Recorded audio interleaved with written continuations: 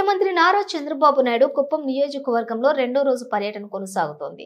ఈ రోజు టీడీపీ కార్యాలయంలో జననాయకుడు గ్రీవెన్స్ సెల్ ప్రారంభించి ప్రజల నుంచి ముఖ్యమంత్రి వినతులు స్వీకరించారు. అనంతరం కంగుంది గ్రామంలోని శ్యామన్న విగ్రహాన్ని ఆవిష్కరించనున్నారు.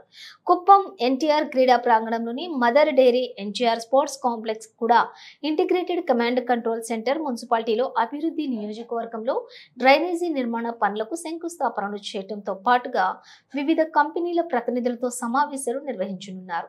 శాంతిపురం మండలంలోని శివపురం వద్ద సొంత ఇంటి నిర్మాణం పనులను పరిశీలించనున్నారు.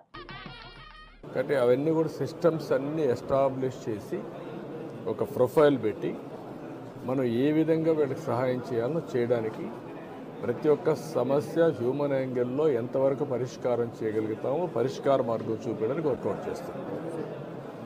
ఎవ్రీ ఇష్యూ, అది వ్యక్తిగతంగా కావచ్చు, ఆరోగ్యం కావచ్చు, ఎడ్యుకేషన్ కావచ్చు, లేకపోతే రిజర్వేషన్స్ కావచ్చు, ఏదైనా కాదు, హ్యూమన్లీ ఏం possible with in the frame work I want to solve.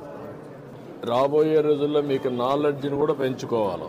Health విషయంలో వచ్చినప్పుడు ఒక ఎట్లా వీళ్ళని ఎడ్యుకేట్ చేయాలి, ఈ ప్రొఫైల్ కూడా మనం ఈ 5 మందికి కూడా చెప్తే ఏ విధంగా దాన్ని మనం డీల్ చేయాలో డీల్ చేస్తాం. హెల్త్ విషయాల్లో ఇక్కడ అన్నీ కూడా నాలెడ్జ్ అన్నిట్లో ఉంటాయి.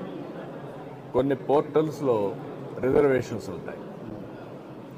వీళ్ళందరికీ ఆ లింకులు ఎస్టాబ్లిష్ చేయాలి. సో దట్ నేరుగా ఇప్పుడు వచ్చే రిజర్వేషన్ వాళ్ళకి తెలియదు, చేసుకున్నారు పలాను, ఒక నెల తర్వాత నేను ఎక్కడికో పోతున్నా, నాకు బస్ టికెట్ కావాలి, రైల్వే టికెట్ కావాలి, అవన్నీ లింక్ చేసేయాలి. అదే మరి రేపు రాబోయే రోజుల్లో దేవస్థానాలు అన్నీ కూడా ఇది చేస్తున్నాం. ఆల్ టెంపుల్స్లో రిజర్వేషన్స్ పెట్టేస్తున్నాం. వీళ్ళు లింక్ చేసి చేసేస్తారు. ఒకవేళ ఎక్కడన్నా కానీ ప్రాబ్లం వస్తే సీఎం కింద, నాకుండే ఎమ్మెల్యే కింద నేను దాన్ని యాడ్ చేస్తాను, కొంచెం priority. That is the system, robust system I want to build.